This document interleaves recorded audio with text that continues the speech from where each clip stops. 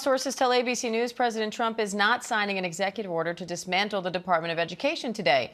White House Press Secretary Caroline Leavitt calls reports that Trump was expected to sign the order today, quote, fake news.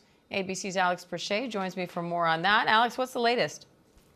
Hey, Diane. So we've seen what the White House press secretary has said, calling this fake news about the executive order being signed today. But behind the scenes, multiple sources are telling ABC that the White House decided to pull this signing specifically because there was concern amongst top administrative officials about the blowback that the order would receive, especially with what's been deemed a lack of messaging in place ahead of its timing. And one of the things that was of specific concern is answering questions about how this executive order would impact the school lunch program. And when you think about the Department of Education, one of its chief functions, I mean, billions of dollars go towards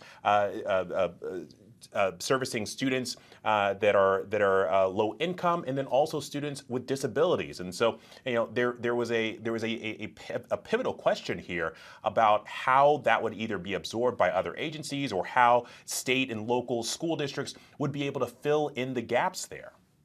And Alex, regardless of whether he's planning to sign an order in the coming days, President Trump has repeatedly called for the Department of Education to be dissolved. So what's the strategy here?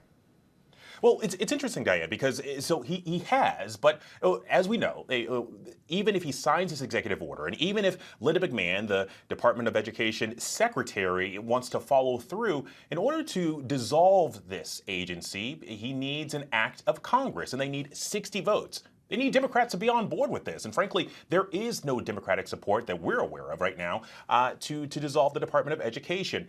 But what the EO, as we've been briefed on, advises Linda McMahon to do is to roll back as much as she can by law. And so whenever you look at that, maybe it becomes a piecemeal function of dismantling parts of the agency. Keep in mind, it's not just those billions of dollars that go towards low income and also students with disabilities. The Department of Education also oversees a $1.5 trillion in student loan debt. It also oversees FAFSA. All right, ABC's Alex Perche, thank you.